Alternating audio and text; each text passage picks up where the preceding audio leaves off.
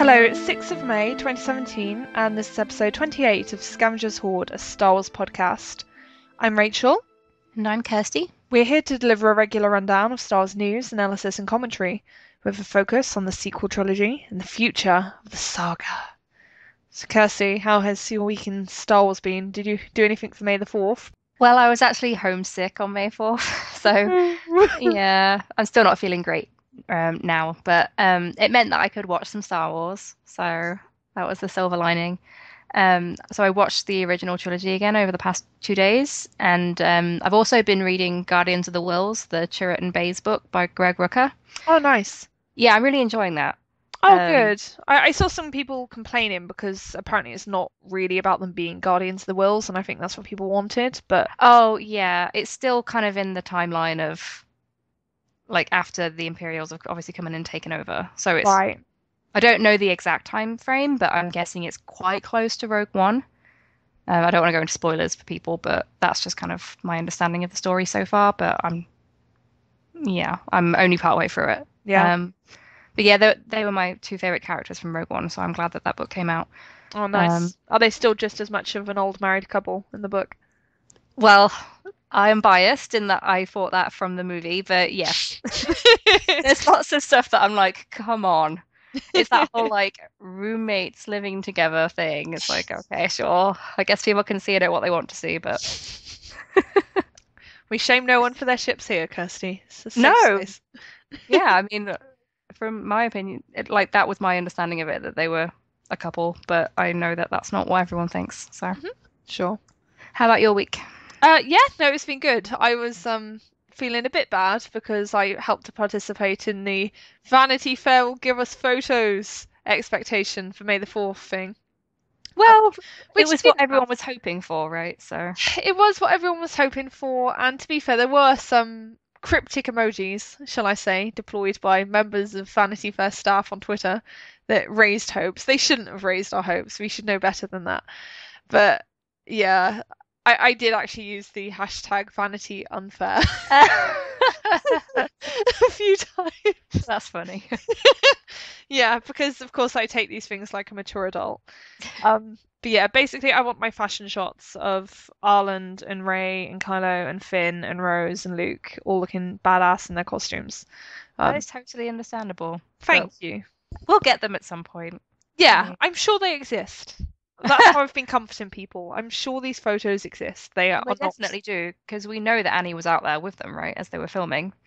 We've had very, very, very strong corroborating evidence to that effect, yes. Yeah. And, you know, they do it for every Star Wars film. It's just a question of when we'll get them. Because I think everyone thought May 4th because that was the case for The Force Awakens. Correct. But this year we also have the 40th anniversary, so maybe they're waiting for that.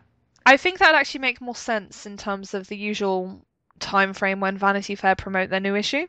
Right. Because they tend to do it towards the end of the month. It's very peculiar because most fashion magazines are promoting their June issues, like, by now, definitely. Some of them are even promoting them back in April. It's silly how these things work. But yeah, Vanity Fair is a bit slow. But yeah, fingers crossed for this month. Please. Please. But yeah, like, I need to contain my expectations because I'm not good at it and it leads only to disappointment. Right, but then to move on from that, the usual business, of course, is to beg you shamelessly for iTunes reviews and ratings. Please, if you haven't already, please do go and rate and review us because it helps us a lot and it means we give you our eternal thanks and gratitude. So yes, thank you to you all. You're marvellous, every single one. And if you have any questions for the podcast for later, please do send them to scavengershoard@gmail.com. Right, then we can move into news. And don't worry, this is all non-spoiler stuff. There will be a spoiler section, but we will very, very clearly indicate when that starts for you. Right, so the first story we have is that the ending to The Force Awakens was changed at Rian Johnson's request. And this is a story from the good old Anthony Brusnican of Entertainment Weekly. And it's a very long story, so I have cut it down. And we have, yes, the big favour was I asked if R2 could come with Rey, and if BB-8 could stay behind with the Resistance. Johnson says, Rian, Originally, it was BB-8 who went with Rey, which makes sense for the story in a way, but I asked, can you do me this solid and switch the droids? BB-8 won't be shunted aside for The Last Jedi. He'll just spend his time as the familiar of X-Wing pilot Poe Dameron. I love that it makes Poe sound like a witch. Familiars that witches have. That's just weird. And as you can see from the recent Star Wars Celebration gathering, the director and the roly-poly robot have feelings towards each other. But everyone worried that Luke Skywalker might not have much of a role in the saga going forward, Johnson tells EW that his is the central story. Figuring out where his head was at was the very first thing I had to do when writing the movie. I had to crack this, and it had to be something for me that first and foremost made sense. Why did Luke Skywalker go off to this island? Johnson says. That was the starting point, and that's what the entire movie explores. We know the vague details from The Force Awakens. After the events of Return of the Jedi, the Rebellion became a new republic, and Luke founded his own Professor X-like school for gifted students who displayed a sensitivity to the Force. One of them was his own nephew, Ben Solo, who became corrupted by the Knights of Ren. We still don't know too much about them. And Supreme Leader Snoke. Ditto. Taking the new name Kylo Ren, he helped slaughter his fellow students at the school. After that, his parents, Han Solo and Leia Organa, were driven apart, overcome by grief and shame. And Luke Skywalker retreated to a secret, sacred Jedi site on the island world of Act 2. But why did Luke run? Shouldn't he have stayed to fight, to make this atrocity right? I'm a poet and I don't know it. Does fleeing make him a coward? I didn't want it to, Johnson says.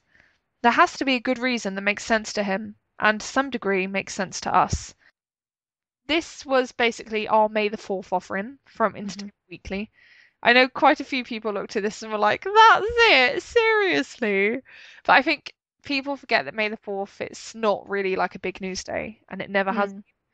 Generally, it's about saying, yay, Star Wars, look at this marvelous mural of Chewbacca, woo! And all that stuff's wonderful, don't get me wrong.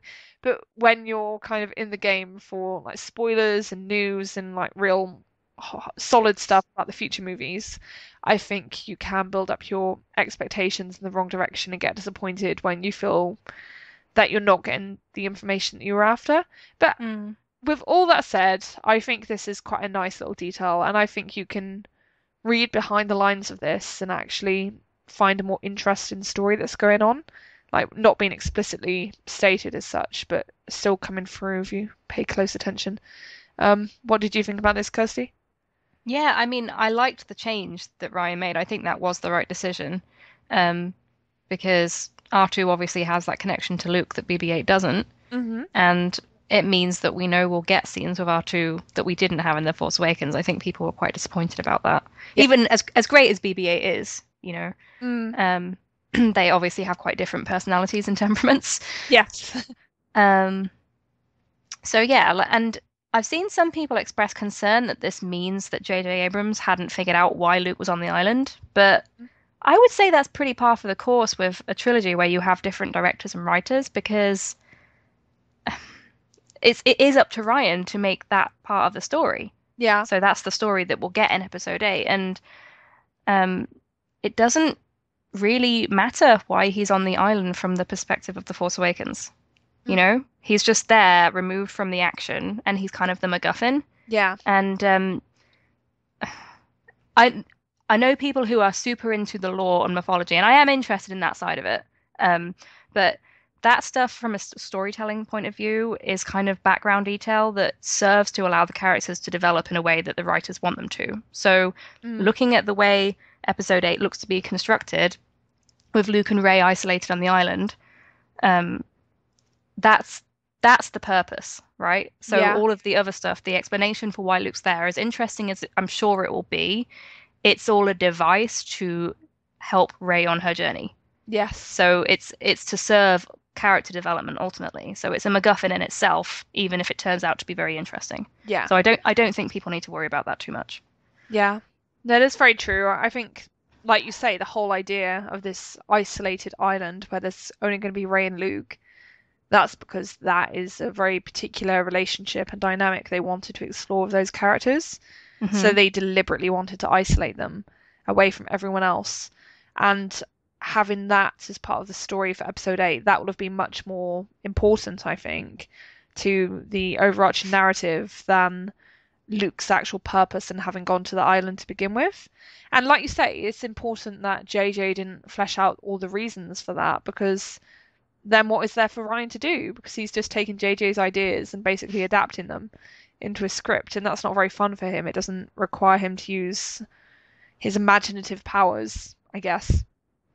So Right. yeah, I'm excited. It gives Ryan that freedom to come up with an interesting backstory that will actually propel the main story along and provide some like rich texture and substance to it all.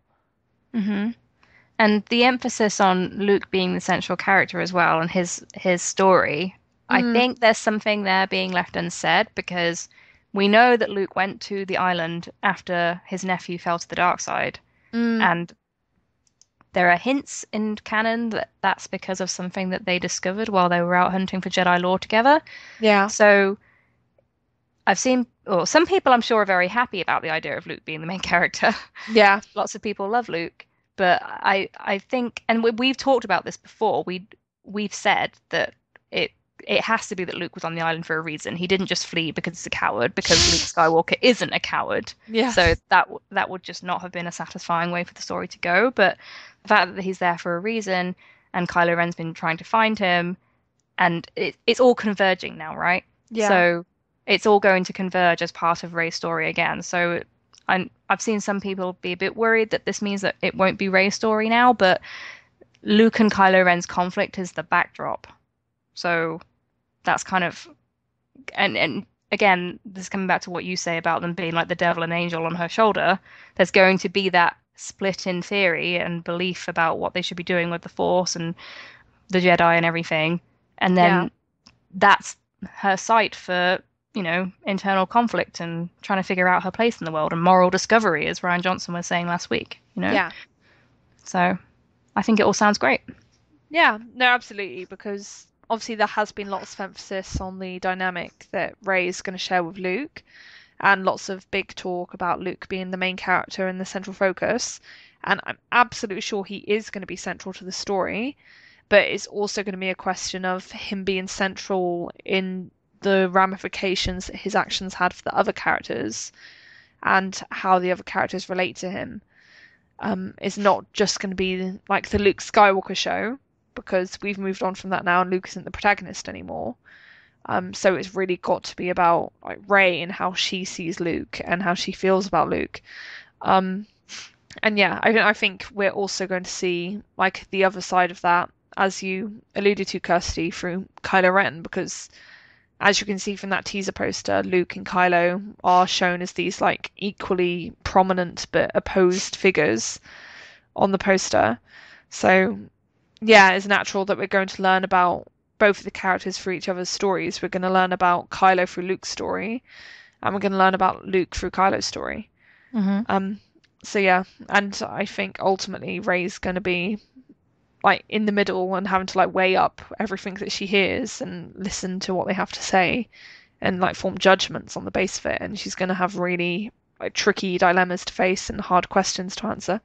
Yeah, I wouldn't be surprised if she decides they're both wrong and Yeah. figures out her own way of doing things. Yeah, But I we'll wouldn't see. blame her.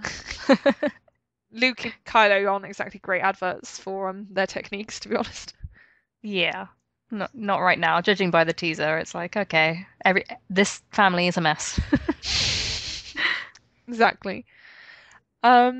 Oh yeah, and I guess just the other thing to touch upon quickly is the stuff about the backstory that's alluded to here. Initially, it seemed quite interesting because it indicated certain things like Kylo helping to slaughter his fellow students and Kylo being corrupted by the Knights of Ren and Snoke.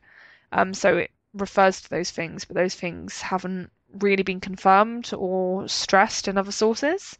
So Hmm. initially, like myself and I think a few other people as well, were like jumping on that a bit and being like, "Oh, this is exciting! Is this new information?"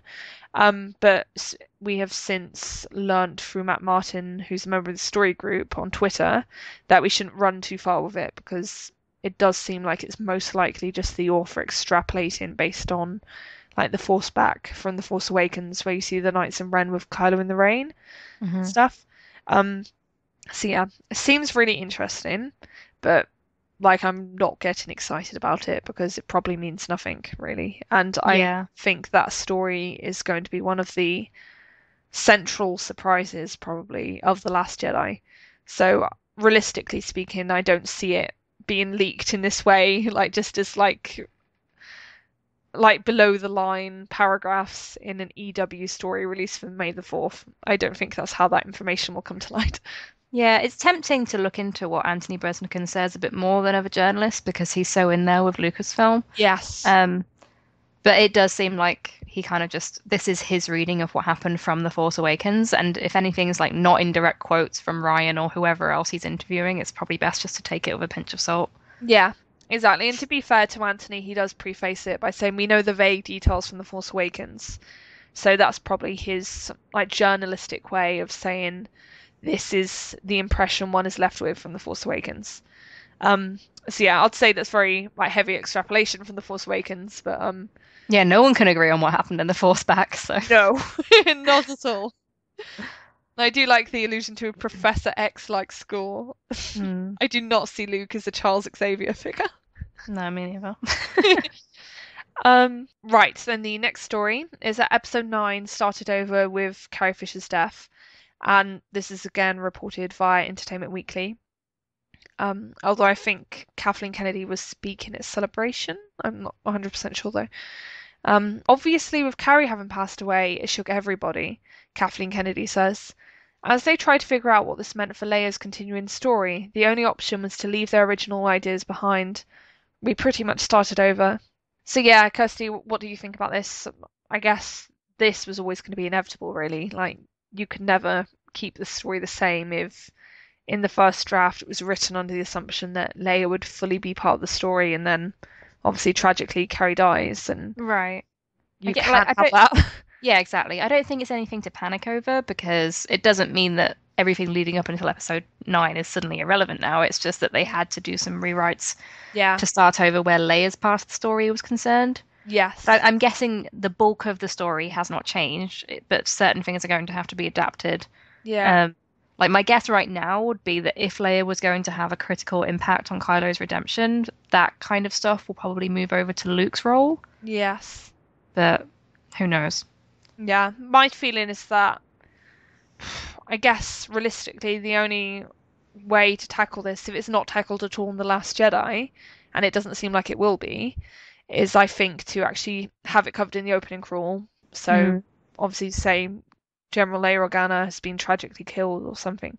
Oh, it's obviously going to be heartbreaking, but I don't think they have much choice but to do something like that. And then I think it's just going to mean that the whole film starts with a different premise, because the film is presumably going to start with the aftermath of that death, and people responding to that and reacting to that.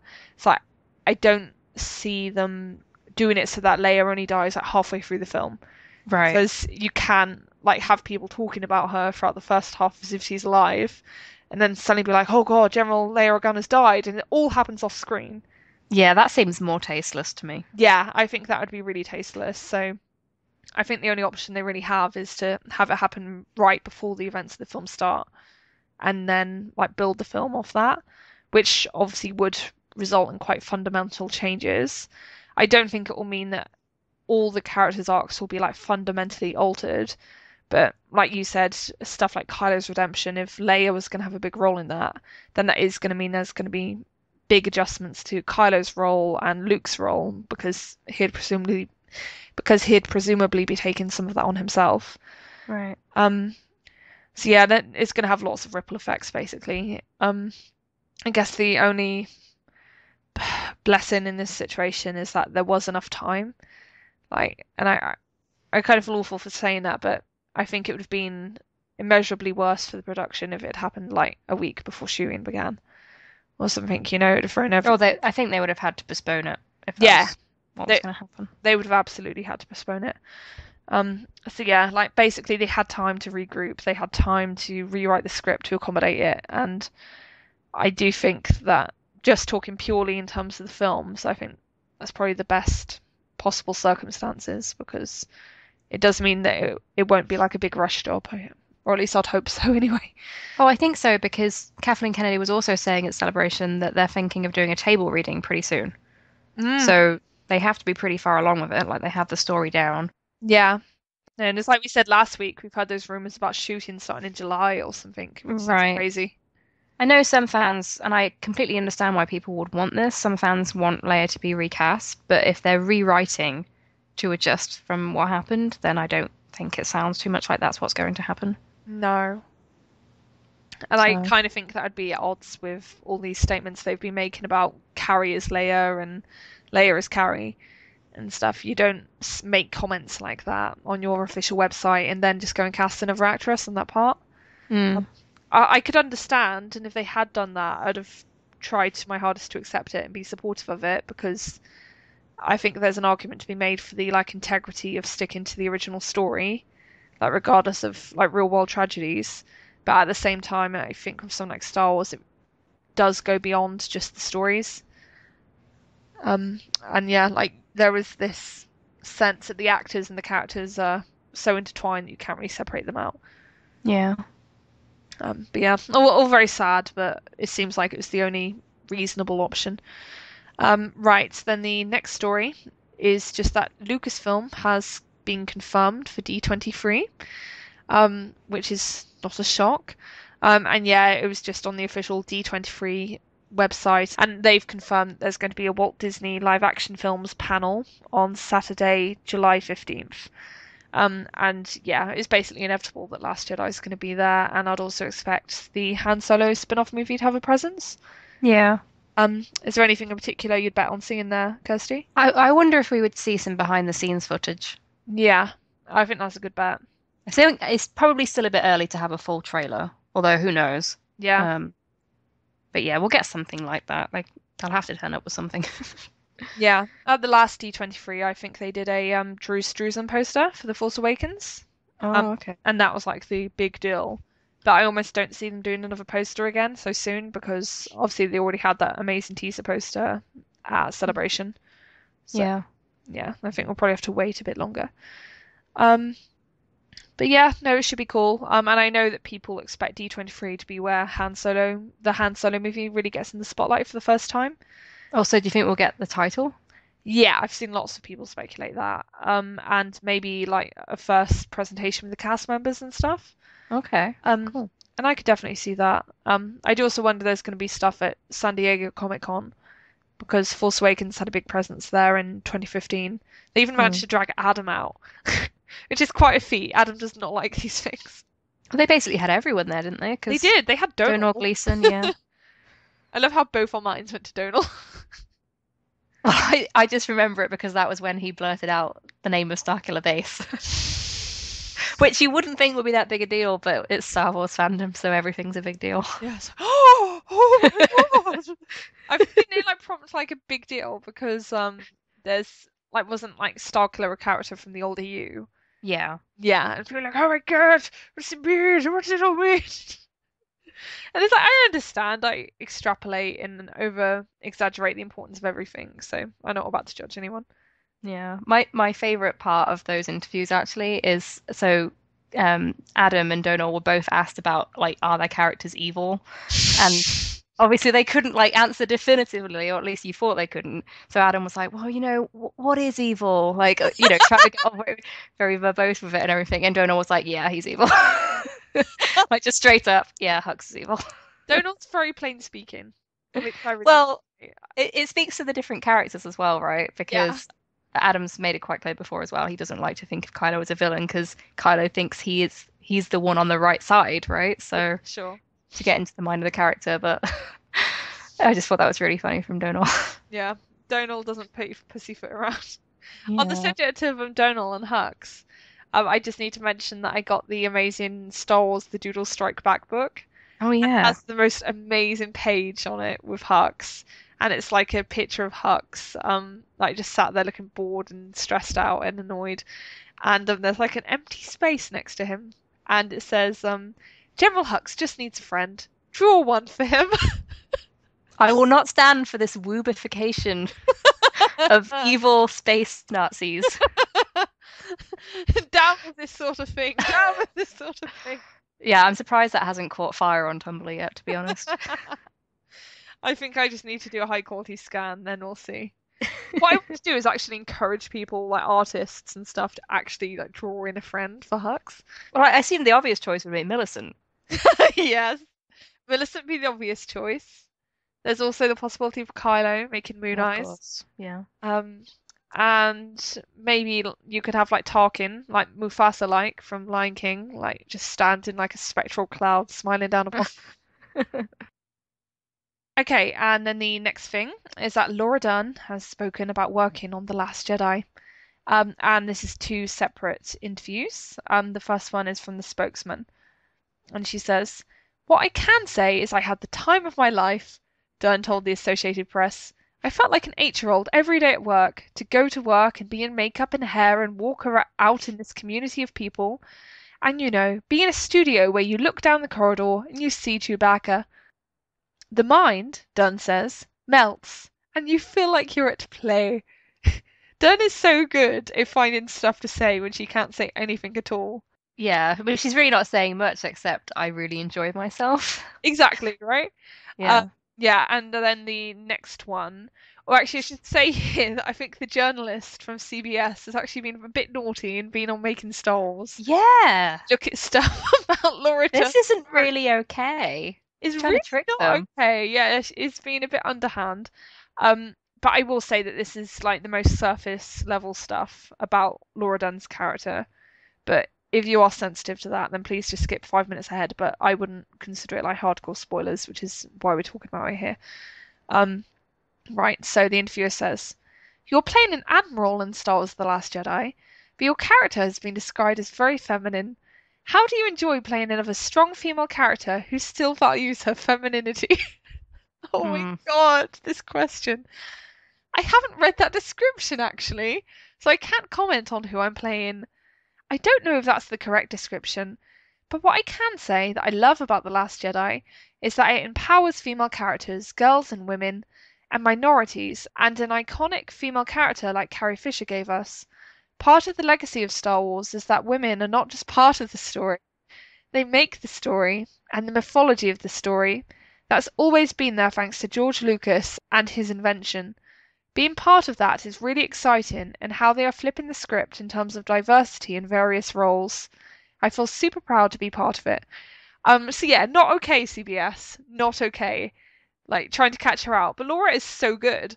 Like just the way she like expertly like dodges the spoilery element.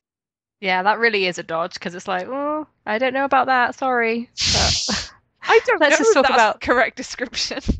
But then she is kind of answering the question because she's talking about how female characters in Star Wars, they can still be feminine and relatable. Yeah. And I like how she's saying that the female characters, it's not like they're just pawns in the story, they actually drive it and they're the motivators behind the action. Yeah. And that's really cool because that's something that's very important to me about Star Wars. That it's not like the women are just like passive objects. They're actually there in the action and they make choices and they drive the story forward. Oh, definitely. That's especially the case in the sequel trilogy, isn't it? So, did you find it interesting that she implied that she was like working with Chewbacca? Yeah, but that's the kind of thing I always take with a pinch of salt. I know Kelly Marie Tran was talking about how she was working with Mark Hamill. Yes. And I don't know. Right now, I don't know how that piece of the story would fit together, but I guess we'll see. Yeah. But it could just be kind of a comment of, you see people around set and it doesn't necessarily mean that you're working together, but it's true. Yeah. I think unless it's like a comment that, like the one Oscar made last week about, oh, me and Carrie were being thrown around with the cameras on us, then that is categorically, yes, we are in a scene together. Yeah. Yeah. When it's just like, yeah, I looked down the corridor and I saw Chewbacca there. That could mean any number of things. Exactly. Like you can keep it in mind, but I'm not going to take that to mean they definitely share a scene. Yeah, which is very wise, I must say. Right, is that all we want to say about Laura Dern? I think so. I mean, maybe at D23 they would include these new characters as well. Yeah, I guess I'd probably see them being more at San Diego Comic Con rather than D23. When is Comic Con again? July 20th to July 23rd. Okay, so it's just like a week later. So yeah, they're either going to go quite low key with D23 and then go super hardcore with Comic-Con, or they're going to go vice versa. Um, I guess because I think there's more eyes on it, I'd expect them to go more hardcore at Comic-Con, but we will see. And it might be the case that people at Comic-Con get to see things that have already been shown at D23. So I could see that if they showed the behind the scenes reel at D23, I could see them showing it again at Comic-Con. But yeah, all remains to be seen. If they drag out Benicio del Toro and Laura Dern, I'd definitely expect that to be at San Diego Comic-Con because that seems to be the event where they get out all the cast members. I do think you do get stars at D23, but not so much. Like, you might get Yeah. 1 or 2, but you wouldn't get like the whole cast. Okay. Well, either way, they're only a week apart, so I can wait that long. Right, then we move into a few questions. And the first question is from Cindy. Hi, Rachel and Kirsty. I'm super hyped about the new season of Twin Peaks, and thought you might be too, since you're both admirers of David Lynch's work. As a fan of your podcast and Twin Peaks, I'd love to hear your thoughts on the new season. Would you ever consider tacking on a short segment at the end of the podcast dedicated to discussing each week's new episode? I believe Twin Peaks will be airing in the UK at the same time as it does here in the US, so that's good news for Rachel. Anyway, just wanted to thank you ladies for all your hard work. Listening to your podcast is always one of the highlights of my week. Thank you very much, Cindy. And we have great news for you because we 100% want to podcast about the new Twin Peaks. Yeah, I can't remember if we've mentioned this on the show before. Maybe we had, but we had been thinking about it for a while, and we are both big fans of the show, and we've been very excited about the new season and kind of watching old episodes in preparation. Yes. So we're thinking about doing like a short recap kind of series after each episode. Yeah, we'd probably do it as like a completely separate thing from Scavenger's Hoard, just because we appreciate that people listen to us for Star Wars rather than Twin Peaks, for the most part. But yeah, we absolutely want to do something because we're such huge fans. We are super hyped. Where are you on your Twin Peaks rewatch, Kirsty? I'm getting towards the end of series 1, so I don't think I'm as far along as you. Yeah, no, I've just got to, oh gosh, how should I say this? Maddie's last episode. Right. Which is super, super intense. It's such a great episode. And I'm sorry, I won't bore anyone, but just to say quickly, that episode, it just encapsulates everything about why I love Twin Peaks. So it's got all these marvelously weird, surreal moments where they're absolutely horrifying and they just fill you with dread. But then it just has the most lovely, like, warm human moments of just human connection between people. So like Shelley's talking to Norma in the diner and like saying that she's going to need to quit her job. And it's just such a beautiful scene between these two women and it really touches me. And also Nadine is so strong that she crushes a chocolate milkshake and it goes flying everywhere. And she's amazing. Yeah. I love Nadine. It's such a funny show as well. Yeah. Oh, I mean, she's annoying in her own ways as well, but she's a great character. Annoying. I think she's better when she reverts to being a teenager, to be honest. I find her more entertaining then. It's better than Ed! Yeah. Ed! Change the rails! Sorry guys, I have no idea what I'm doing with my accent there.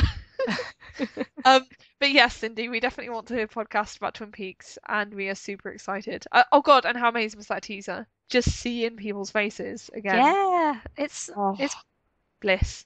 Yeah, it's quite strange, isn't it, to see them after so many years? But I'm very excited that they got basically everyone back. Yeah, it's incredible. Like, in Sarah Palmer especially, there's just something like about how spaced out and traumatized she looked, even after all this time. It was like, yep, nailed it.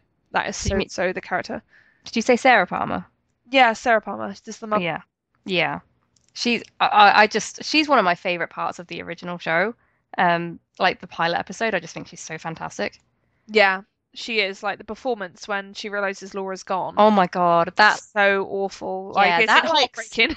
Yeah, it like stayed with me. Like that's one of the defining moments to me. It's just like, oh god, your heart goes out to her. Yeah, I watched the pilot last weekend with a friend who'd never seen any Twin Peaks, and she found it literally difficult to watch because it was just so raw and so painful.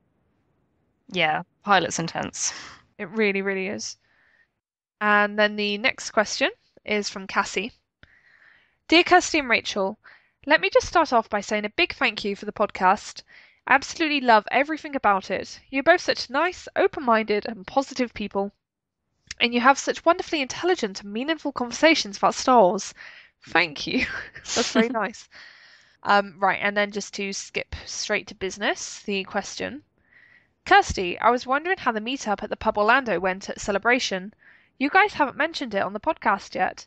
I know you just posted the Listener Questions Extravaganza podcast and may mention it on there, but I haven't listened yet. If you haven't yet, I would love to hear how it went. I would have loved to have been there if I had been at Celebration, and hope you guys had a great turnout. So yeah, Kirsty, I turn it over to you. How did it go? Yeah, it went really well. Like, I haven't really been mentioning an awful lot of my personal experiences at Celebration because obviously Rachel wasn't there, so I kind of feel like I'm going to be launching into a monologue every time I bring it up. Um, but it was really cool. Like, it was pretty casual. Like, I just kind of said, oh, we're going to be at this pub, but I hadn't reserved anything because I had no idea of the potential numbers of people who would show up or if anyone would show up. So more people than I thought came. I guess I didn't really have too many expectations, but we were just there, like a group of us were there already. We just kind of went straight from the convention center that day. And then people were turning up in groups. So I guess I should thank Erin and Haley for helping me out and kind of like trying to find more room for people to stay because yeah, it got a bit overwhelming at times. I was just like, oh my gosh, so many people came. I didn't expect this. That's so cool. How many people turned up, would you say? I didn't count, but it was probably in total it was probably about 30 people. That's but they amazing. were kind of, wow. But they were kind of sat in different groups because we hadn't reserved an area, so people kind of had to mingle around. Yeah, sure. So I'm sure not everyone got to meet everyone else. Yeah. If we do another meetup at a different convention, like if you come to Celebration in 2019, we need to be a bit more organized about it. Sorry. Yeah. I think that's amazing. Haven't been doing it for a year. I wouldn't have expected like Joe Boggins to turn up. Well, I think people like brought along their friends and stuff. Like I know people kind of in the ship were coming who like they knew about the podcast and had maybe listened to one or two, but they just kind of heard, oh, it's like a meetup with Raylo shippers. You know what I mean? Oh, yeah, sure. No, that makes sense. Because I got some messages afterwards from people who'd been like, oh, I didn't realize that you were Kirsty when I was chatting to you. Like, I love your show. I was like, oh, thanks. Were you just like unassuming, like in a corner? Kind of? Well, of course, I wasn't like, oh, this is my event. You know, it was more like it was for the listeners to meet each other, you know? So. You should have like worn like a sash across your chest saying podcast queen. Definitely. I should have done that. So it's pretty cool because I met people who I didn't know listened to the show, but also people who'd like written some of my favorite fan fiction and meta and stuff. So that was kind of a cool surprise because then they tell you their username and it's like, oh, I know you, you know. So that was pretty fun. And everyone had fun like speculating on what the poster and the trailer could mean because obviously they were still very new and fresh in our minds. So I just want to thank everyone who came because it was really fun. I hope everyone enjoyed themselves. Oh. And it was kind of a good way to start winding down from Celebration because that was obviously the Saturday night. And the Sunday, there weren't an awful lot of panels on. Like, I didn't end up going to any panels that day. I just kind of went to hang around on the exhibit floor and kind of say goodbye to people. And then the last few minutes before I had to leave for the flight, I met up with CT from Knights of Rant, which is one of my favorite podcasts. People should go and listen to that if they don't already. Oh, they did an amazing breakdown of the trailer, didn't they? Yeah, they did. They're a really great show. So yeah, it was cool to meet her. I think Solo was around, but I just didn't get to meet her and I had to leave, so that was a shame. But yeah, I really had a good time at Celebration, but there are things that when I go next time, I will try and be a bit more organized because I was speaking to Charlotte at Skytalkers about this actually. Like, you could see people on Twitter and you would know that people were around and you'd think, oh, I should go and say hi to that person. But like this, I was thinking on the Wednesday night when we were all queuing up for the 40th anniversary panel, I kept seeing people who I follow on Twitter and like we're mutuals and that talking about being in line. So I knew they were there. And I should have gone and said hello and been a bit more proactive. Yeah. But you think at the beginning of the convention, you're like, well, I'm here 4 days. There's plenty of time. But then it races by. Yeah, sure. I never got the chance to meet up with them because it was like, well, they're not always just going to be around in the same room as you, you know? Oh. So I will grab my chances next time. Yeah. Be far more proactive about it. Is it carpe diem? Seize the day? Yes, exactly. Yeah. Because you just think, oh, well, I'll see them again, Yeah. but you won't necessarily. Yeah. And I did see some people around who I was just too shy to say hello to, and I kind of regret that as well. But Oh. if people listen to our quick reaction after the trailer, you can tell that I'm losing my voice because I hadn't taken care of myself. Yes. And there was just too much excitement going on. I probably screamed a little too much. Like, what made you scream loudest, Kirsty? Was it the poster by any chance? Yes. So that's like the first thing we saw, and it was unexpected. I hadn't anticipated it. I just kind of thought we'd get like a teaser. Yeah. Well, obviously, that was going to be a big deal by itself, but the Yeah. poster was really exciting. I screamed at the poster, and I was literally just in my living room. It was Well, there you go. sad. So yeah, like there were people who I saw around. Like we went to the Making Star Wars party that night, and obviously, like I saw most of the podcasters there. Like I recognized them, and I would have said hello, except I'd lost my voice, so it would have been very uncomfortable to try to introduce myself. I did end up introducing myself. I did end up introducing myself to Johnny Grasso because he was at the door, like giving us the drinks tickets and stuff. Nice. And I congratulated him on his podcast award, and then said that I'd just won one as well. And yeah, so he like recognized the name and everything, so that was pretty cool. He gave me a hug, but yeah, I was too shy to introduce myself to people like Jason and Amanda Ward. So maybe next time. Yeah. And I think, if you'd been there as well, it might have just been like I'd felt more confident about that stuff because we do the podcast, obviously. So. I'd be like your wingman. We'll always be there together as podcast partners. Maybe next time. Podcast partners. I'm so sorry. I don't know why I keep on doing these like dopey American accents. Yeah, no, it's really cool. I'm glad you had such a great time. As always, I'm sorry I couldn't be there. It feels like so long ago now. Yeah, I know, right? It's crazy. It hasn't even been a month. No. It's just been so much to kind of absorb, and then we've had new releases of things like new books since then. Things race by in the like exciting world of Star Wars fandom. Yeah, and I think now, because obviously that's like the first taste of the Last Jedi marketing, people were probably expecting us to just get like a continuous avalanche from now until December. So that might have fueled some of the Vanity Fair stuff as well, like it's like, oh, now it's kicked into high gear, but it's not really, like it's still quite far away. Yeah, and I think they're probably very conscious that they don't want to give the general audience members fatigue.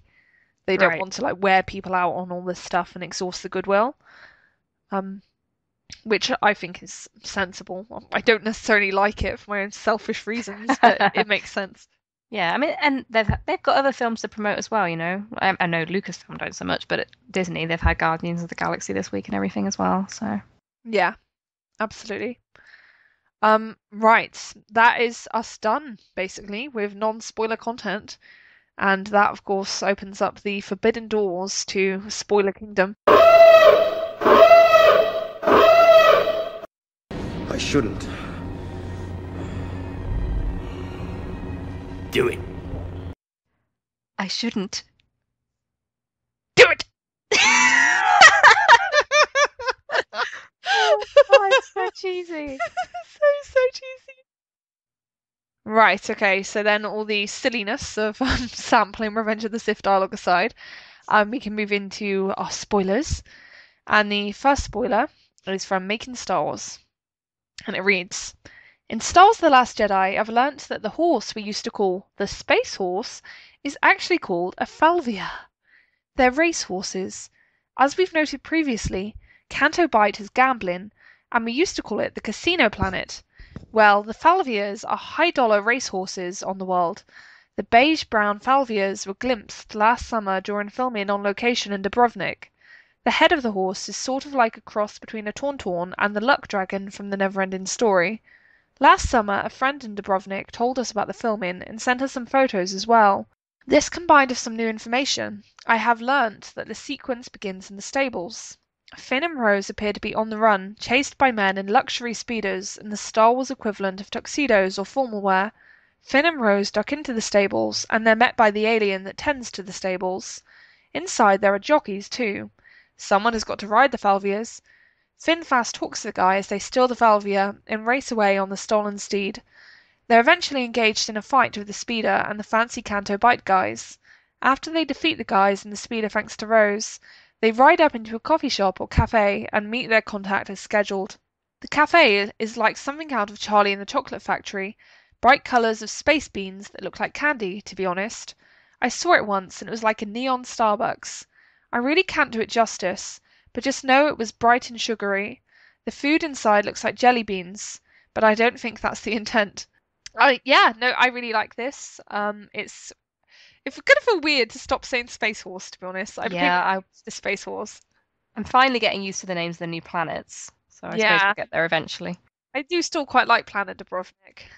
It's obviously not going to be the actual name, but I was quite fond of it. I kind of wonder if there's going to be like My Little Falvia, like Star Oh, Wars that could equivalent, be, yeah. really. Like My Oh, and Little if you get, Falvia, My Little Falvia. Da, da, da, da, da, da, da. or if you get a Finn and Rose to go on the back of the horse as well. Yes, exactly. That'd be wonderful. They'd be like these adorable like action figures. Yeah. It'd be a great playset. It could be like an extension of Forces of Destiny. Like keep it all very on theme, for all nice and girly.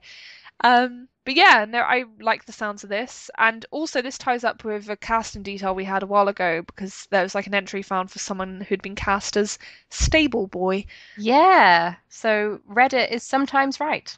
Exactly, yeah. So Reddit's clearly sometimes right, and I'd imagine that Stable Boy is an alien, going by Hmm. Jason's thing. So yeah, it's really cool to see these little snippets of information come together like this. Um, And it's also great to finally have a sense of how that sequence plays out because we'd seen so many pictures of those speeders blowing up and like heard all this crazy stuff about them being chopped in half and like all this kind of nonsense. And like now it's coming together. I have an actual sense of like how that little sequence plays out in the story. I mean, yeah, it Yes. just sounds like a nice action moment. Yeah, it sounds really exciting.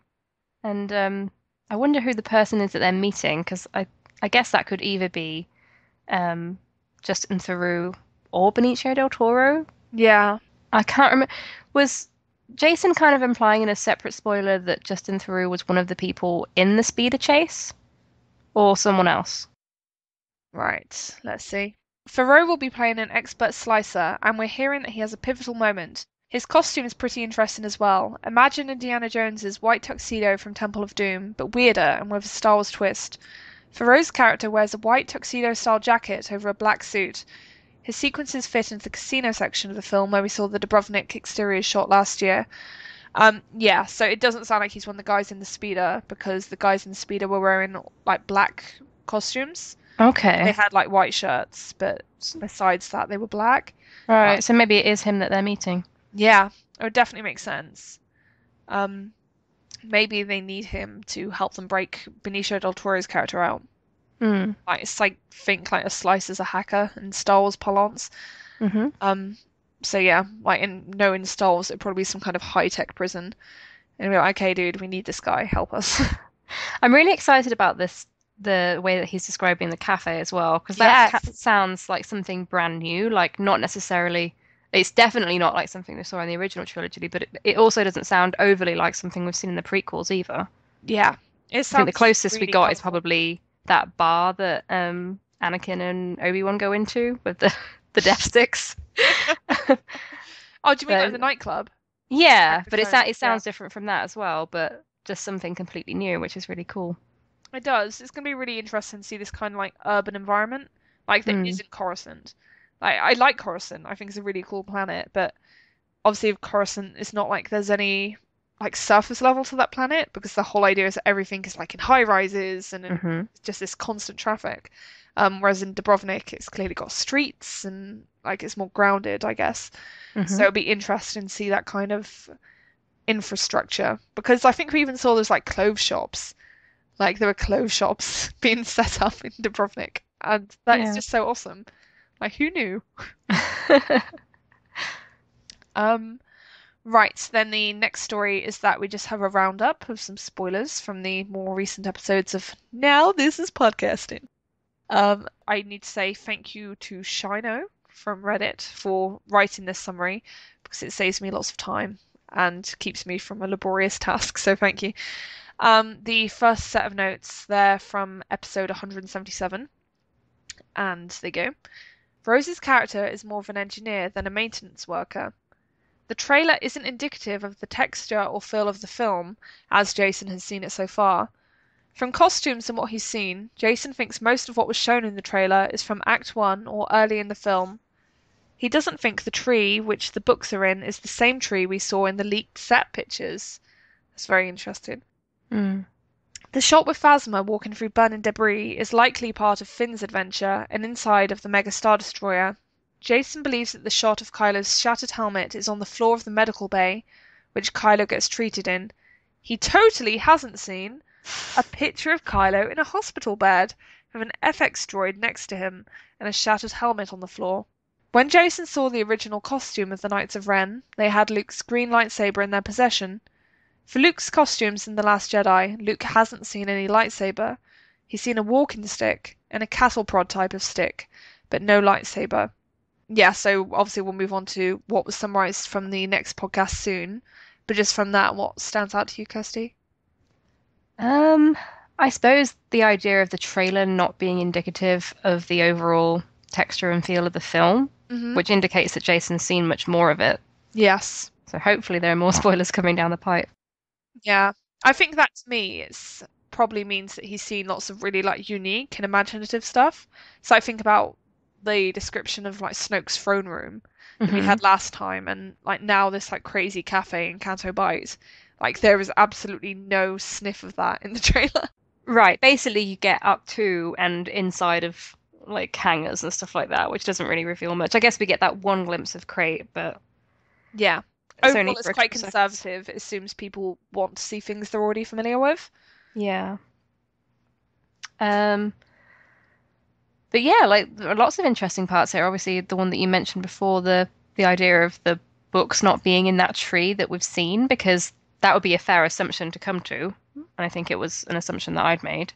Yeah. So I wonder if that is like a flashback or something. Yes. In a totally different location, like when Ben and Luke were traveling together around the galaxy or something like that. Yeah, like isn't there a thing in Shattered Empire where Luke gets like a sapling and he keeps one? Like maybe he took one of the saplings, and this is heavy extrapolation, and he planted that at his like own Jedi temple, Jedi school, whatever you want to call it, and that when that like reached maturity, that he then used that as like a library or something. Oh, maybe. So then it could be a flashback to that. But yeah, so many questions. Maybe that's Kylo's mission. He's going around destroying all the Force trees.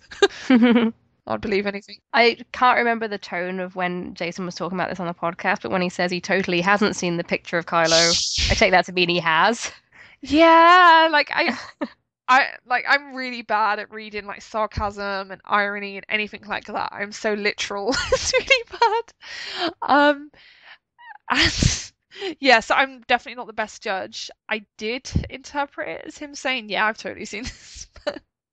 Well, that's cool, because I mean, we were talking about how, why would there be all that glass around the helmet? But if he's in a hospital, a med bay, like that makes sense, right? So there'd be equipment around that could be damaged and stuff. And if that's right at the beginning of the film and he smashes the helmet, that makes a pretty bold statement. Like presumably before he's dragged to Snoke and punished for whatever happened. And yeah, I'd love to. Like, I'm just fascinated to learn the context of that scene. Like, I'd imagine like we first see him when he's lying in the hospital bed and he's just distraught over everything that happened and filled with rage over having been beaten, like he was at the end of The Force Awakens. And then maybe he just takes out all that like frustration and anger on the helmet. It's like, no, I don't need you anymore. Ah! And he gets lightsaber happy. But yeah, we really don't know, which is a boring thing to say, but yeah, we don't. If that's what happens, then it does set up a cool. I mean, they already were foils in The Force Awakens, but obviously if you have Finn waking up in a bacta suit as well, it's like a direct contrast. Yeah, I could see them doing like a direct cut from like Finn to Kylo or vice versa. Like when they're sleeping or like when they're in their like various recovery positions.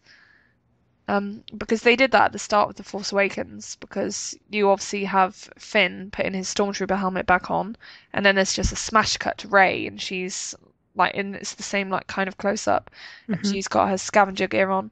Yeah, I've noticed for a while Jason has been hinting that Luke might not have his saber. Yeah, I think he might be trying to let people down gently. Yeah, some people are really attached to seeing him with the green saber again, but I'm not sure it's going to happen. Yeah, whenever I watch Collider Jedi Council, you'd kind of think that's the raison d'etre for The Last Jedi, to have Luke ignite the green lightsaber and just do lots of cool stuff. Well, there was an early spoiler that kind of led people to believe that was what was going to happen. Yeah, no, and that was from making Star Wars, so I'm sure that's what they understood to be the case at the time. But yeah, just indicates, I guess, that this early information, you can't always take it at face value. Yeah. Right, and then the next set of bullet points is from episode 178 of Now This is Podcasting. And they go, Jason has heard a number of times about components of Darth Vader's stuff showing up in the film. The fact is that Luke has a necklace with a red crystal around his neck. The possibility of it belonging to Vader is speculation, but at the same time backed up by what Jason has heard about Vader's stuff showing up. The Porgs might not be the Guardians fact too, as in they don't fight or attack anyone, but the wildlife on the planet seems to be connected to the Force and defend it. I think they were kind of like poking fun at this supposed spoiler that had come out saying that the Porgs were going to attack Kylo. Well, that did sound a bit silly, to be fair. I loved it though, because it's funny. Was such an amusing image. It doesn't seem like the Porgs can fly. Sad times. They have no connection to convoys. Sad times. There was a picture with Luke Skywalker and a Porg, and that was the #1 connection of the scene. Like, can you remember more of the context for that, Kirsty? No, I don't know what that means. Yeah, I'm confused. Or maybe that he was like trying to converse with them or something. Maybe. Maybe that's the central relationship of The Last Jedi, Kirsty, Luke and the Porgs. Well, wasn't there that weird 4chan spoiler at some point that was like Rey gets kind of freaked out because Luke keeps talking to the birds? Yes, that was the same one that had Kylo being attacked by the convoy. Oh, okay. Yeah. So not sure. Can't keep track. Yeah, so much. If Rey and Luke are story A, Finn and Rose are story B, and Chewie and R2 are story C, the Porgs will show up in story C. Well, where's Poe's story? That's a good question. Maybe that's story D. Beneath the Porgs. I expect he's probably mentally grouping that in with Finn and Rose's story. Okay. As I'd imagine Kylo's can be grouped in with Rey and Luke's story. So yeah, I think it's just abbreviation. Luke is a fancy Game of Thrones-esque patchwork outfit that shows his robot hand, and the dark garbage bag outfit that he may wear over it along with his glove. Jason knows Luke changes costumes early in the film. Jason was promised that there is a scene where Luke tells Rey what her connection to the Force is. It makes him think that what Luke discovers in Rey scares him, and makes him unwilling to train her as he initially wanted to. Instead of her simply being a new Jedi like Luke thought, she might be some kind of harbinger for the end of the Jedi. Ooh. Wow. Yeah, so very intense and potentially interesting stuff there. Yeah, with the stuff later on, I think Jason stresses it himself in the podcast that it's his impressions and his speculation and his theories based on the stuff he's heard. But it's still very interesting that what he's hearing is leading his mind to go down this path. Yeah, because the trailer, even though he says the Jedi must end, we obviously see Rey training while Luke looks on. Yeah. But maybe that's not something that happens straight away. Maybe initially he's not sure about what he wants. Yeah. So I think Jason, previously there have been reports about like Rey having to undergo trials to demonstrate to Luke that she deserves to be trained and that she deserves to be on the island, that kind of thing. So maybe that all fits in with this like initial reluctance to train her and the fear about what Rey might be and what she might represent. Yeah. The idea of Luke having a cattle prod seems really strange. Yeah, what's he going to use it for? Is he going to use it to like stun the porgs so they get too close to him or something? Oh, I hope not. But it's kind of something that it's probably just more about characterization, right? That he's become this kind of more eccentric old man. Get off my lawn. As long as he doesn't use the cattle prod on Rey. So, ow! What's that? Oh dear. Oh my god. Yeah, it's a very weird detail. I also love how it's kind of subversive because everyone expects Luke to be like this badass Jedi Master. And he's there like mooching around with a cattle prod. It's well, like, and that's get what off Rey my expects lawn! as well, right? Yeah, I can't tell. we don't know what the overall tone is going to be, but I'm guessing it's going to be less funny and more kind of a bit tragic and worrying in the film. But Yeah. as you read the spoilers, it just sounds silly. It does sound very get off my lawn, yeah. Yeah. And that's the most fun way in which to discuss these things. Yeah. Which is why we do it.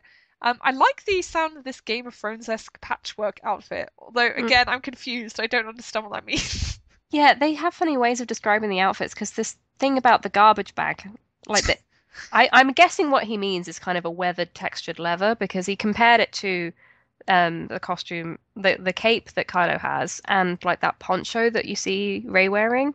Yeah. So if they're all wearing this like heavy weathered leather, that makes sense for the climate that they're going to be in, obviously. But yeah, I think maybe they just got like a bad image one time and thought it looked like a garbage bag, but that would be plastic, not leather. So I do wonder if it's maybe something that's like just started early on, like you say, when they maybe got like a low resolution image or something. And then like Space Horse, it just kind of stuck. Like, oh, there's the garbage bag costume. Lols. yeah, he did also acknowledge, I can't remember if it was this week or last week, that the Vader cape connection, it isn't that Kylo's literally wearing Vader's cape. Yeah. So I think we were right early on when we said that it's probably that he heard that he was wearing a cape, and then maybe the source suggested that it could have been Vader's or something like that. Yeah. I think that's very common because a lot of these sources who are reporting to Jason, I expect they're massive Star Wars fans as well. So naturally their minds go to things that suggest connections to pre-existing Star Wars stuff. Yeah. Which is perfectly natural, but yeah, like it does mean that you can't always take these things at face value. Yeah, like it's really interesting to me that Luke seems almost frightened of Rey, or at least that's the impression that Jason's getting. Like, what is she? Obviously, that is like the question of Star Wars fandom right now, but yeah. I do wonder if it's going to be like related to the connection between Rey and Kylo Ren. I did wonder that because like it's obviously been used a lot in like shipping circles and stuff, but there's been like this talk of like a force bond between Rey and Kylo. And that's not completely baseless because obviously in The Force Awakens they are literally in each other's minds. Right, and then the stuff from the databank kind of backed up that idea of them having a connection and intertwined destinies and mysterious. Yeah. Exactly. And I do think it's reasonable to think that Luke would be very frightened if she had this like intimate mental connection with Kylo, because Kylo's obviously the one who destroyed everything before, and he's probably afraid if she comes to him and she has this like link to the person who destroyed everything the last time, then well, it's all just going to end again, isn't it? So what's the point? Maybe the Jedi should just end because it seems like I'm not getting any luck here. So yeah, and I think that'd be an interesting angle, and that might also tie into this like talk of Rey being told she needs to kill Kylo Ren, because as far as Luke's concerned, that might be as a last resort the only way that there's going to be any hope for like the Jedi or the light side of the Force in general. Because I expect from his perspective, he'd be like, I just can't train you as long as he's in your mind. It's too dangerous. Because anything I tell you, any knowledge I share with you, any lessons I give you, he's going to get those as well. And yeah, it just stands presenting too big a risk to the galaxy at large, because he'd only be empowering the evil force that is Kylo Ren. That spoiler I'm starting to take more of a pinch of salt these days because Jason hasn't mentioned it in a long time. Yeah. So I know we got that about this time last year coming out of the island reports, but a lot of that has been walked back. He hasn't mentioned that part specifically yet, but I don't know. Until he mentions it again, I'm not trying to invest too much in that idea. Yeah. But I know it was quite shocking for people when it first came out. Yeah. I'm not like married to it or anything. But I'd say it's kind of still in play because it hasn't literally been walked back yet. Like you say, oh sure, yeah, it's becoming very like clear that we should be definitely doubting that Luke ignites the green, so to speak, and trashes the Knights of Ren in that fight, because from what we're hearing, that seems kind of unlikely now. Well, Jason's even suggesting that it's probably not the Knights of Ren. Yeah, exactly. So who knows? Everything is up in the air, basically. Yeah. Right, is there anything else you'd like to say about that stuff? Um, I don't think so. Okay, cool. Well, then we will move on to what is going to be our spotlight for today. And this is going to be a look at some of the photos that were shown at the panel for The Last Jedi at Star Celebration. And we promised we would look at these a while ago, and we're only just getting to them. And we wanted to talk about them in spoilers because, yeah, I think the only way we can have like a full and truly interesting discussion about these images is just to binge totally on like the stuff we've been hearing from various people. Um, and yeah, so I will try to put some of these images in the video as well, so that then people can see what we're talking about as we talk about it. But don't trust me 100% on that because I will try, but the important word here is try. It'll Mm. depend on my video editing skills. So thumbs pressed. Um, right, then the first image we have is of Finn and Poe and Leia. And like this is probably one of the least interesting images in terms of the storytelling because it's pretty obvious that yeah, these characters were all going to be together, and I expected some kind of mission briefing, but Mm. I just think it's like a lovely image. It's obviously behind the scenes, and I think Carrie has like her staple Coca-Cola can in her I was hand. gonna say I really liked that. Yeah, it's so nice. I was watching the WizardCon panel with her yesterday, I think, and I just loved how she just had this glass of Coca-Cola in her hands all the time. She's like the ultimate brand ambassador. Yeah, and has her feet up on the console. Yes, it's so Carrie. It's like space stuff. Good footrest. Yeah, it's just lovely. Does this image say anything in particular to you, Kirsty? I mean, it kind of seems like it would be towards the beginning of the film, like Yeah, just after Finn's up and yeah, kind of getting back to up to speed with what's going on and as you say, probably being given a mission. yeah.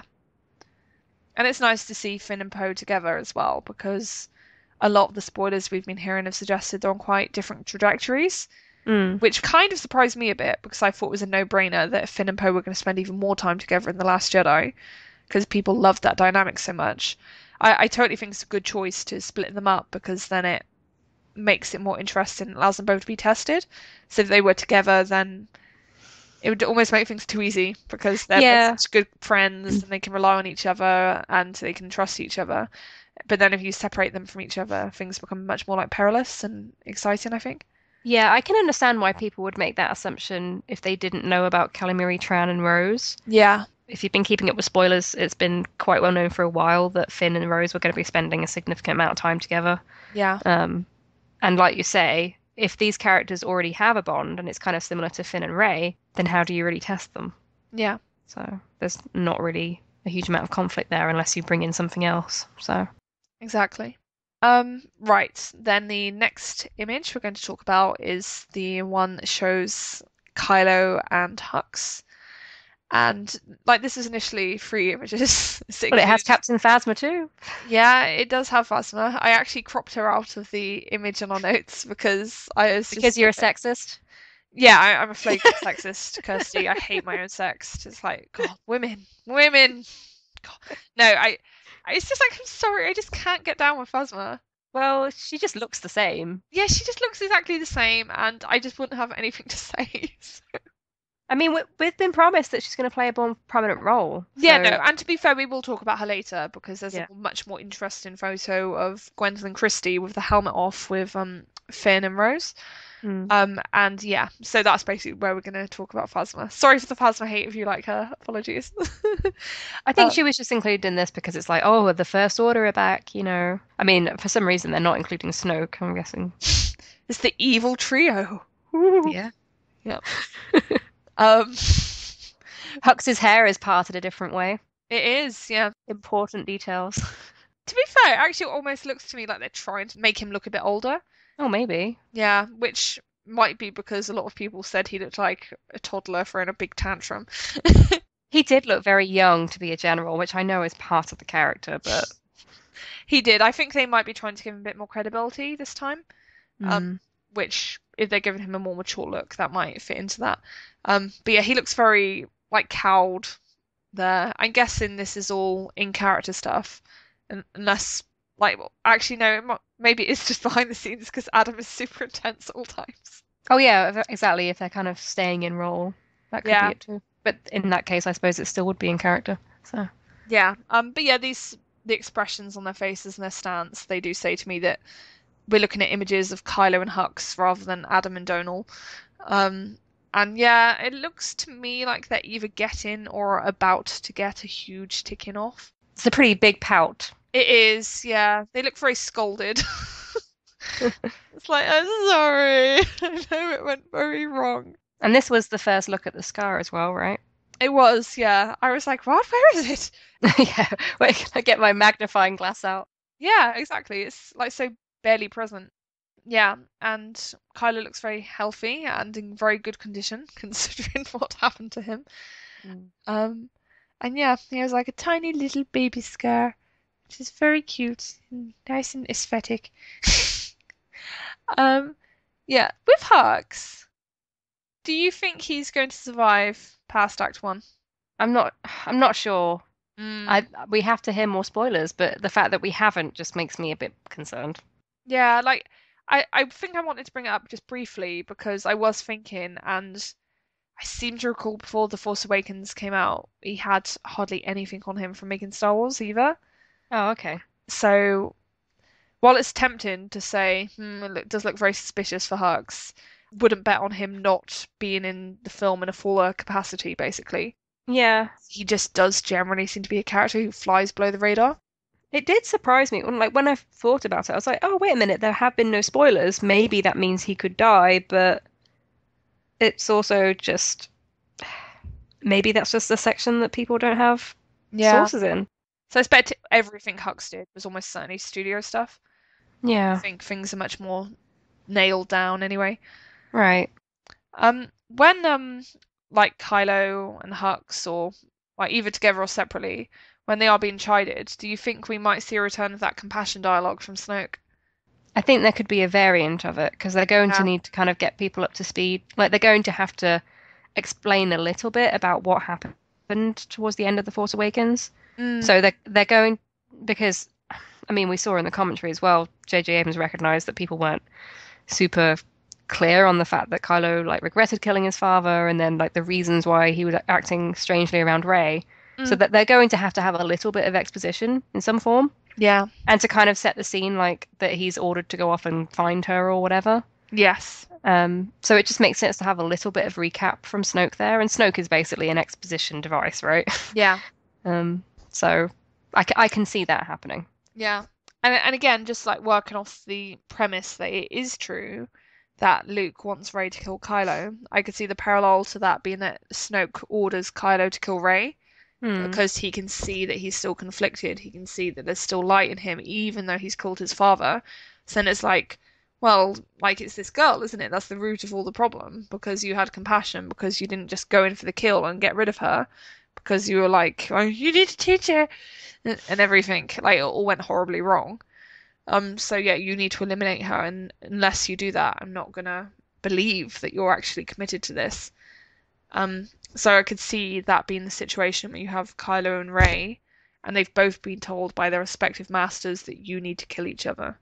Because I think then that would create a really interesting pretext for their reunion, so to speak. Yeah, that would be really tense, wouldn't it? Yeah, because like I think they'd both struggle with that and deal with that in different ways.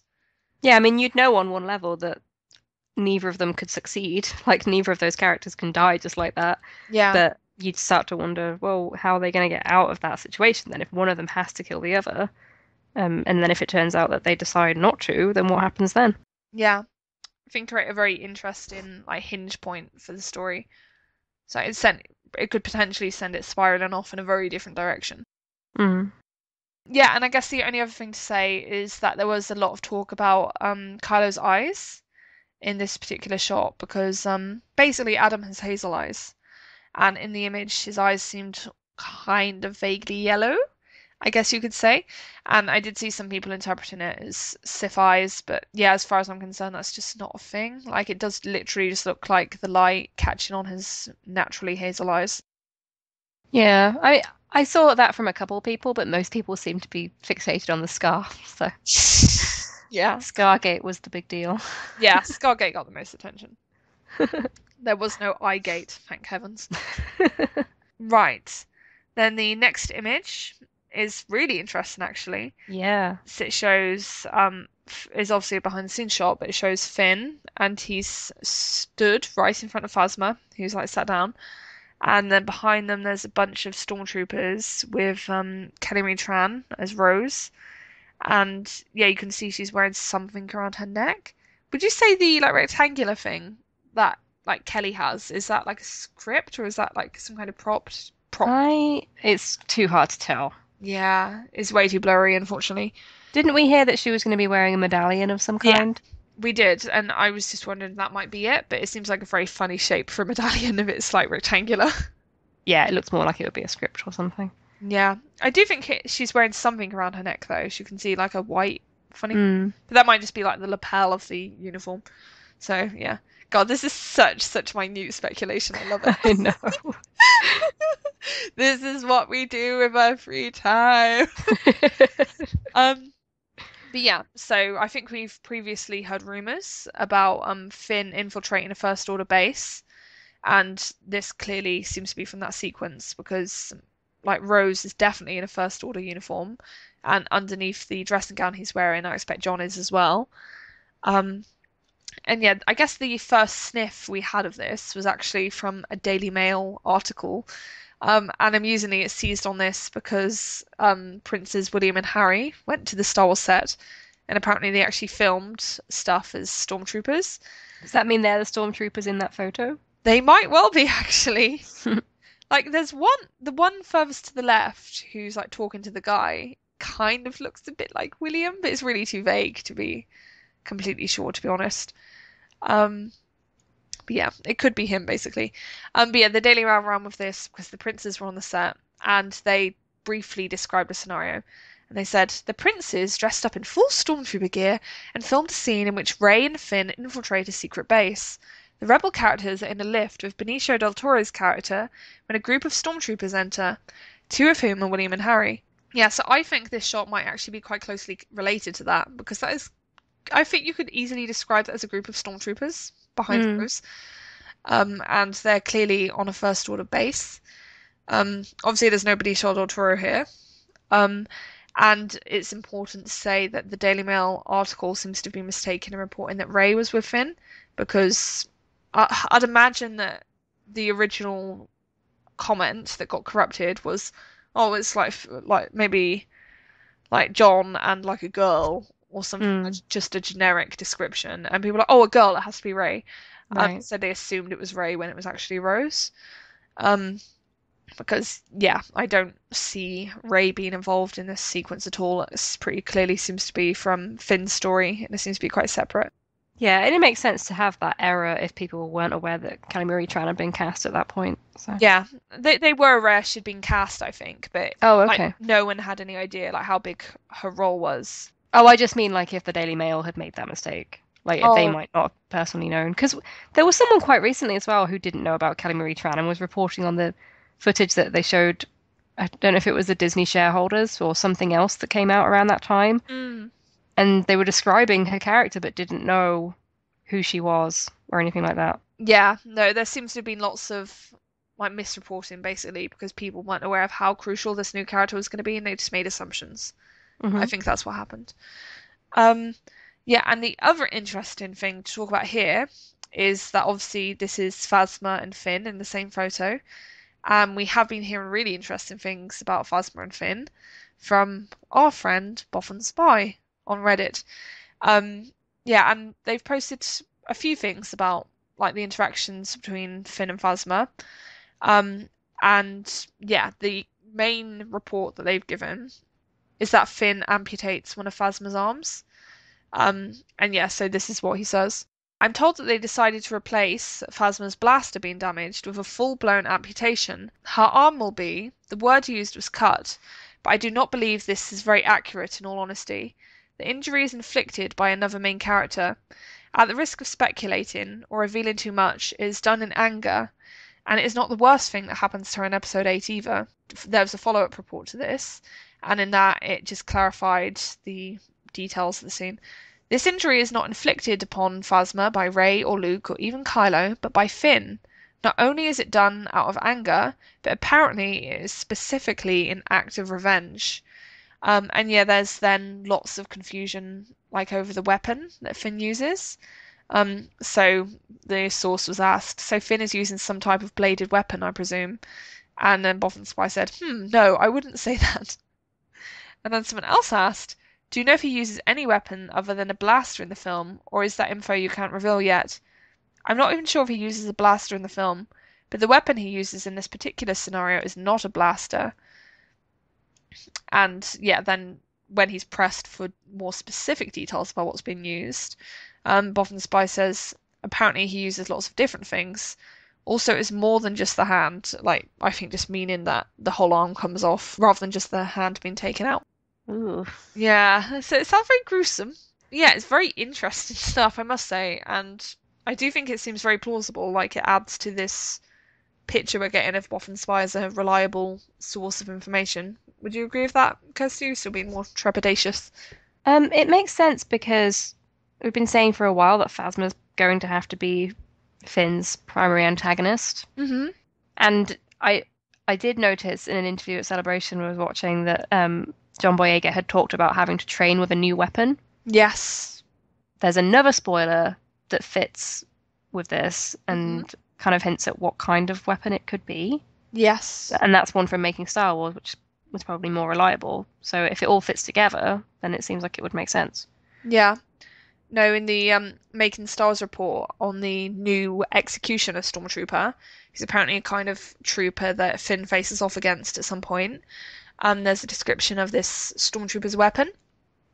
And it says, the Executioner's weapon is not unlike FN-2199's at the handle, but it has 3 spinning blades on the end, said to be like something out of Phantasm. Think of the crazy blades that come out of the spheres in those films. So yeah, I think that does add to the credence of this, because you can see that Boffin Spy is really struggling to pin down exactly how this arm comes off. And this weapon does sound really weird. And it sounds like it's the kind of weapon where if it were to take off an arm, it would take it off in a very novel way. So yeah, like I think cumulatively they do seem to form like a single picture. So maybe Finn fights the Executioner Stormtrooper, wins, takes his weapon, and then faces off Phasma and defeats her using that weapon. I just wonder what would be the thing that's, motivating him to do that out of revenge. Like, does she reveal something to him, or does she do something to Rose or something like that? Yeah. Like, I know it might sound like blasphemy, but I did kind of wonder if maybe like there's some kind of like attack led by Phasma, and perhaps like someone like Poe dies. No.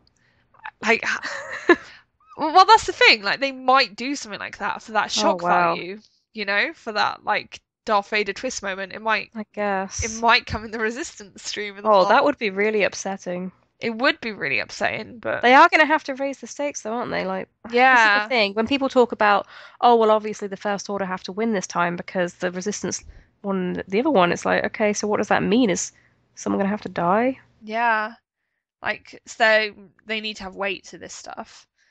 And yeah, like, it's just, I was trying to think about the stuff that Phasma could possibly do to provoke such violence from Finn, like, which is apparently done in revenge, if it's true. And yeah, like, I could only think like of one of his friends being killed, because like I don't see her revealing something so intense that he'd feel justified in taking her arm off for it, I don't know. It's unless like I murdered your parents or something. Maybe that happens. But yeah, it is so hard. You can only really speculate.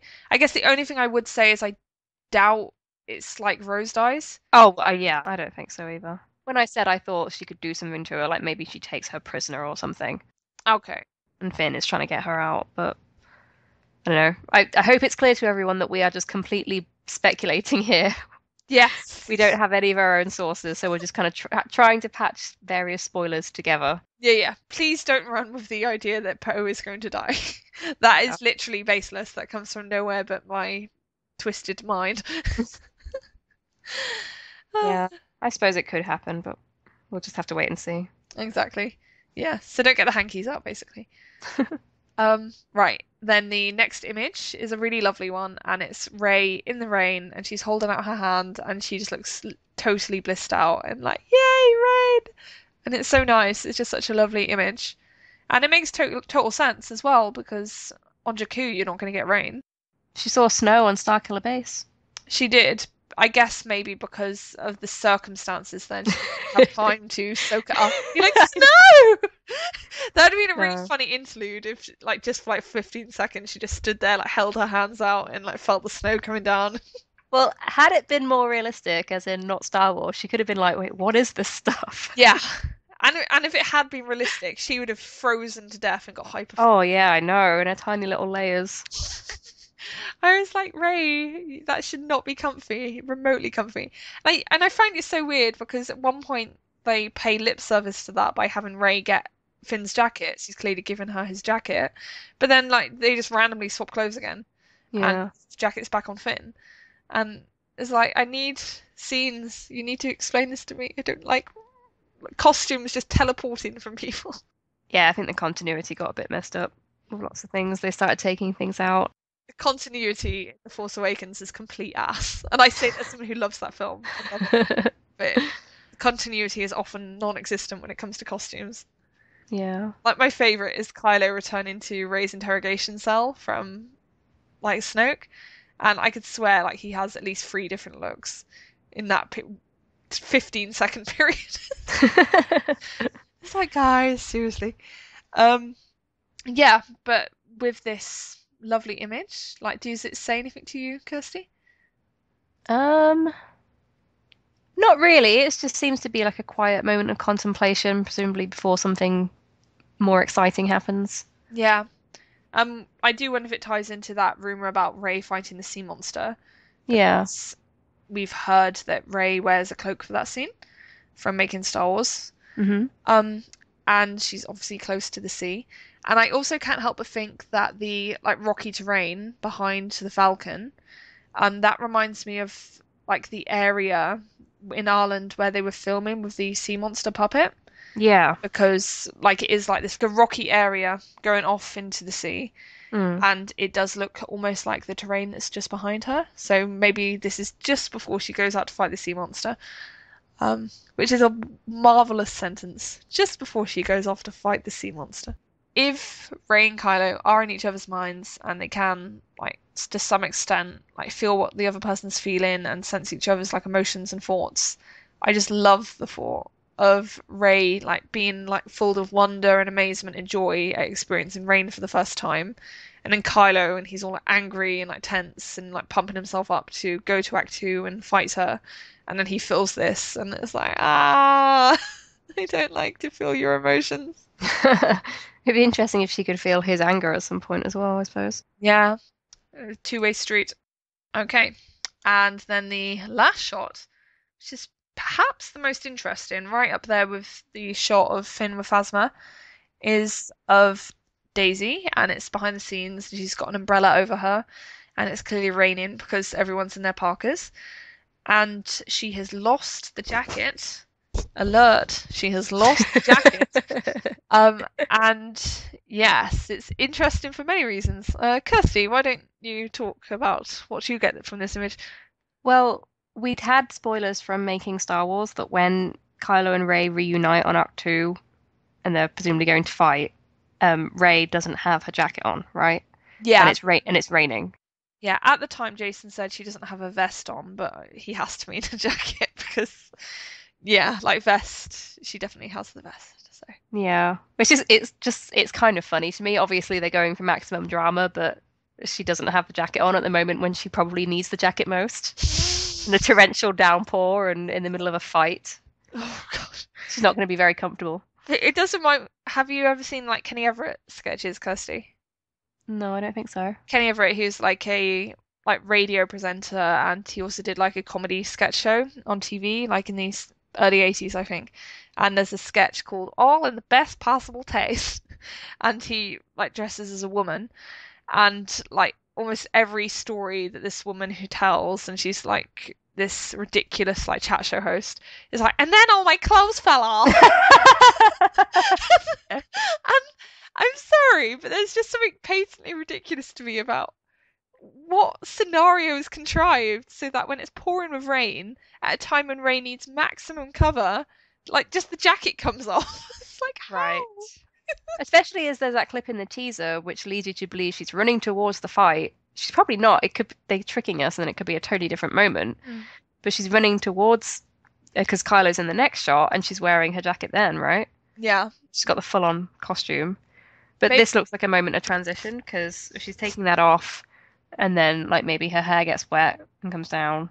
Yeah. That could be her leading into the new costume that we've seen from the Battlefront images. Yeah. Maybe if she's Rey Kenobi, Kirsty, right? It could be Right. like that moment in Revenge of the Sith where Kenobi like dramatically drops his cloak. And so because Rey doesn't have a dramatic cloak to drop, she dramatically drops her jacket. And it looks a bit pathetic and lame. That could happen, I suppose. It could. You'd expect Kylo to be the one removing the cape dramatically, but he'll probably keep it on because it just looks so much more dramatic billowing on the cliff. Yeah. I'm gonna try and be a mature adult about this. But it's kind of inescapable to me that there's something almost like quasi-sexual Oh, about a absolutely. scenario where I know some people aren't going to like this, but yeah, it just is what it is in as far as I see it. And it's just my interpretation. Might be completely wrong. But yeah, to me there's something almost sexual about this young woman, and she's on like the brink of a cliff, and she's in intense combat with this young man, and she only has like a thin white blouse on, and it's soaking wet, and she's presumably soaking wet, and these characters are in close proximity, and it's going to be very intimate and very intense, and that is just like a very sexual way of staging that moment. It just is. And it reminds me of all these tweets and comments we're getting from Rian Johnson about him thinking that Star Wars is in a large part about this like adolescent experience. Like, and about those difficult choices you need to make as an adolescent, and as you like form your character and you decide the kind of person you're going to be. And as far as I'm concerned, a big part of the adolescent experience is about like forming like your identity as like a sexual being, and expressing your sexuality and falling in love and being attracted to people and all those different elements. Like teenagers are not sexless. They have like that element to them. And yeah, like I can't help but see this being like an allusion to that almost. Because yeah, it seems like a coming of age moment in like a very particular way. But yeah, help me to feel less like a creepy weirdo person. oh no, because it's the kind of thing that could end up being really cringy if the execution's horrible, obviously. Yeah. Like I don't want a Padme's top being ripped at the midriff moment, and I don't think we'll get it because again, let's emphasize that this is Rey's story. So even though it's Rian Johnson writing and directing, you inevitably have to come to it with more of a female gaze kind of thing, and that's why you get such an attractive villain with the classic anti-hero scar in Kylo Ren. Yeah. So that stuff is relevant, even though I know some people like to pretend it's not.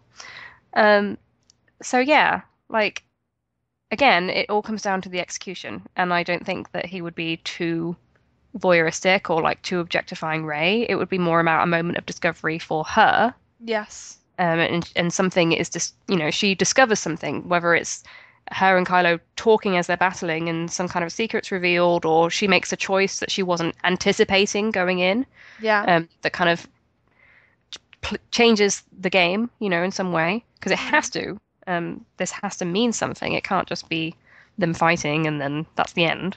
Yeah. There has to be an outcome to the story. So yeah, don't know where I was going with that. No, you said that very well, I think. Yeah. And I appreciate the backup. I know, it sounds confusing to people because when you're talking about adolescent discovery, you're not talking too literally because obviously the characters are not teenagers. Like at this point, is Rey 19 or 20? Like she's, at the end of adolescence, and Kylo's 29. So it's not like you're talking literally. Yeah. But it was the same for the characters in the original trilogy as well. It's a coming of age, and children and teenagers are supposed to relate to these characters. Yeah. So they are technically older, but they're supposed to represent something to that younger audience. Yeah, exactly. It's like how when you're, I don't know, when you're 12, you're not reading books about 12-year-olds, you're reading books about like 16, 17-year-olds Right. because like and then those characters like embody the kinds of like struggles and difficult issues you're dealing with, like or at least that you like imagine yourself to be dealing with at that age. Like you tend to like identify with older characters more, like because that's also more aspirational, I think, Mm. because children and teenagers they want to be older as a rule. Yeah. I've noticed with Star Wars, there's a lot of resistance and denial of the actual kind of genres and tropes that are employed. Because, I'll get into these discussions with people who say, I don't want Star Wars to be YA. Mm, Well, it is. It's always been. yeah, It might not be a certain genre of YA or a certain type of story in that category that you're thinking of, but it is. yeah, Like, and George Lucas has said that many times, and I'm sure Kathleen Kennedy and J.J. Abrams and Rian Johnson feel the same way as well. But it's primarily for children. It's a family-friendly franchise that nonetheless deals with these themes about growing up and discovering things. yeah. So. No, it's like George Lucas even said that at Celebration. He literally came out and said, "Right, I made this for 12-year-olds." Mhm. Words to that effect. I don't think a lot of adult fans like to admit it because then they feel silly for being so invested, but it's not silly because the themes resonate through life. Like they're still relevant to adult lives. Yeah, The themes are pretty universal. yeah, That's why it's so magical because yeah, it does relate to people at all these different stages of life. yeah. And that's why I don't think people should be frightened, like or like in denial about there being like this sexual like element and subtext to things, because like that is just part of the human experience. Like people fall in love, people like are attracted to other people, like all that kind of stuff. It's just natural. And I think it would be artificial and wrong if Star Wars were to just act like these were all sexless beings with like no like personal investment in each other. They're not robots. They're living, breathing human beings, and they relate to each other as people, like Yeah, I not mean just as like power factors. that is really what it's about, isn't it? It's about the relationships. It's kind of what we were talking about earlier with all the lore and what Luke's been up to. As interesting as all of that stuff is, it's primarily a story about people. Yeah, So that stuff like serves a purpose within the narrative that actually matters and what stays with people. yeah. Um, right. We said everything we want to say about that image. I think so. I mean, the image itself doesn't reveal very much, but like you say, because we know from other spoilers, it has meaning for us. Yeah, exactly. I guess the only other thing I'd say is that this image kind of represents like the last thing we know pretty confidently about Rey's story in The Last Jedi. Yeah, which is very interesting in and of itself, isn't it? Because that's, like I said, that's going to be a moment that changes things. So the story is going to go in a direction then that we can't really anticipate too much. Yeah, So there've been these rumors that we can't trust too well at this point. We're kind of having to wait on other information. yeah. It's like I say, I do believe in Boff and Spy, and Boff and Spy obviously had this report that I've mentioned many times about the exploding hut and Ray and Kylo having a conversation. And if that is true, and that is a big if, because while I personally believe it, I know you're more cautious, Kirsty, and I think that's absolutely reasonable because it is difficult to understand how that might fit in right now. But if that does happen, then that clearly has to happen after this moment. Right, I'm not too concerned about that rumor specifically. I just know that at this point it means that Ray and Kylo are together. They've already fought. So what happens then? Yeah. So they have to spend some time together and have some kinds of conversations. So Mhm. that's really all that matters at this point. I don't care too much about the specifics. So Yeah. Right, so I think that wraps us up. I hope you enjoyed our meticulous over-analyzing of these images. And yeah, like I say, we don't swear by like our interpretations or anything. It's just by the very nature of what we do, which is that we have a Star Wars podcast. We do like to read stuff into things and just have that focus. So yeah, we'll probably be proven hilariously wrong, but time will tell. yeah, it's just kind of fun to try and fit the spoilers that we already have with the content that's coming out now, like from official sources. Yeah, exactly. It's kind of like a jigsaw, isn't it? Yeah, it's Yeah, fun. it does make it fun. Right. So yeah, if you have any questions for next time, please do send them to scavengershoard@gmail.com. And if you want to find me, you can find me on Tumblr at Star Wars Nonsense and on WordPress at Journal of the Star Wars. Where can people find you, Kirsty? I'm Bastila Bay on Tumblr and Scavenger's Hoard on Twitter. Thank you so much for listening, everyone, and until next time, bye! Bye!